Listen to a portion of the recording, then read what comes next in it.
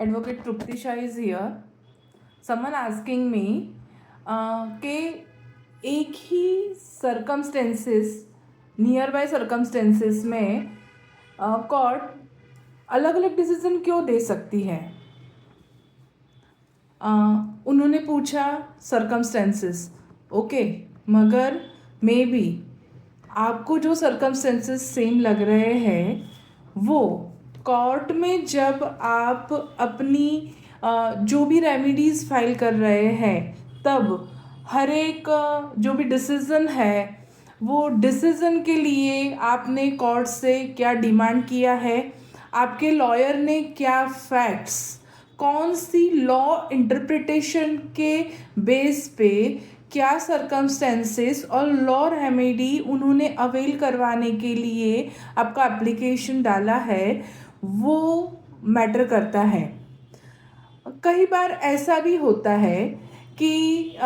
Judicial mind जजेस की अपनी अपनी एक्सपर्टाइज होती है, उनका खुद का फिलोसॉफी, उनका खुद का experience and time to time vary करना, वो जो लॉ के साथ जो भी रेमेडी है उनको फैक्ट दिया गया है, जो भी उन्होंने ऑन रिकॉर्ड लिया है वो सब के साथ उन्होंने क्या बाइंडिंग्स ने कोर्ट में दिए हैं, वो may be court to court vary कर सकता है। सर्कमस्टेंस आपके लॉयर ने जो भी आपका जो केस है वो रीड करते टाइम कोर्ट्स में ना जो भी आपकी इश्यूज़ है वो इश्यूज़ कैसे फ्रेम किए, क्या फैक्ट्स ना उन्होंने ना फ्रेम करने में डाला हुआ है, वो फैक्ट्स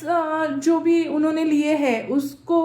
लॉ के हिसाब से कैसे इंटरप्रेट किए हैं। May be lawyer to lawyer expertise अलग हो सकती है। एक लॉयर एक सिंपल इंटरप्रिटेशन करता है तो दूसरा लॉयर वो इंटरप्रिटेशन में भी डीप में जाके फैक्ट के बेस पे थोड़ा सा वेराई करने के लिए भी वो वर्क कर सकता है। वो लॉयर की एक्सपर्टाइज एंड उसका एक्सपीरियंस पे भी डिपेंड करता है। प्लस जब भी ना केस चलता है तब जो भी आर्ग्यूमेंट्स पेश किए गए हैं वो आर्ग्यूमेंट्स में जो भी मेन पॉइंट्स हैं, जो लीगल रेमेडीज़ बन रही है बाय लॉ बाइंडिंग्स, वो कोर्ट ने कौन से नोट डाउन किए हैं, वो कोर्ट्स ने ना लॉ के हिसाब से क्या फाइंडिंग्स ना ली हुई है, वो डिफरेंट डिफरेंट कोर्ट और डिफरेंट डिफरेंट सर्कमस्टेंसेस के हिसाब से डिफ़र करता है। हाँ, ये बनता है कि हम क्यों ना, आपने पूछा कि सेम सर्कमस्टेंसेस,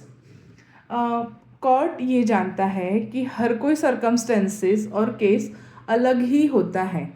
वो case to case, person to person, time to time vary कर ही सकता है। इसीलिए इंडियन कोर्ट्स के अंदर जो भी केसेस है वो केसेस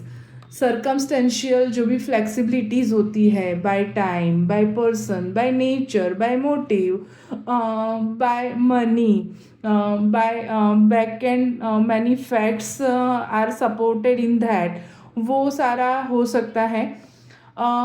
वो कंप्लीट करवाने के साथ जब भी ये सर्कमस्टेंसेस नोट डाउन करवाए गए हैं, जो भी सर्कमस्टेंशियल अलग अलग एविडेंस है वो जुडिशियल इंटरप्रिटेशन के दौरान, यानी कि आर्ग्यूमेंट्स एंड जब हम कोर्ट में ना लीगल रेमेडीज़ ना बाउंड करवाते हैं तो कैसे रजू किए गए हैं उस पर भी ये डिपेंड करता है कि जुडिशियली जब कोर्ट ने आपके आर्ग्यूमेंट्स नोट डाउन किए तब वो उसने कैसे बाउंड किया,